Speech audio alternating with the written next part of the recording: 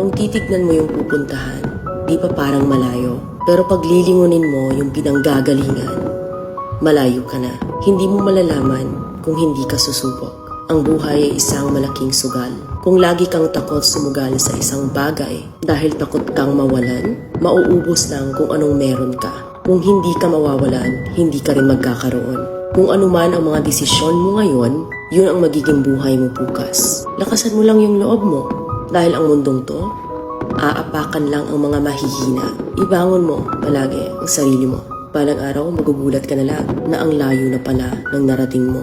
Kahit mabagal ang progress, basta may usad at kumikilos ka, okay na yan. Wala tayong magagawa. Ganyan talaga ang proseso ng buhay. Lahat tayo nakakaranas ng hirap. Hindi natin alam kung hanggang kailan tayo dito sa mundo. Kaya mas piliin mo maging mabuting tao. Ang pinakayaman na maituturing natin sa sarili ay ang ating mga pangarap. Kapag handa kang abutin yung mga pangarap mo, hinding-hindi ka maghihirap. Kung lagi kang may pinagdaanan sa buhay or pagsubok, pruweba lang yan na isa kang magiting na sundalo. Sa mga pagsubok, diyan ka aangat, diyan ka babaguhin. Yung tatag mo kung paano ka mag-ayos ng problema. Hindi ka magtatagal sa mundo. Lubos-lubusin mo na. Gawin mo yung mga bagay na handang iangat ang sarili mo.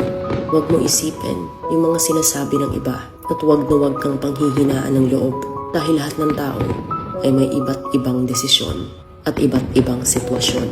Huwag ka lang mawala ng pag-asa. Hindi mo naman kailangan madaliin lahat. May proseso ang bawat ganap mo sa buhay.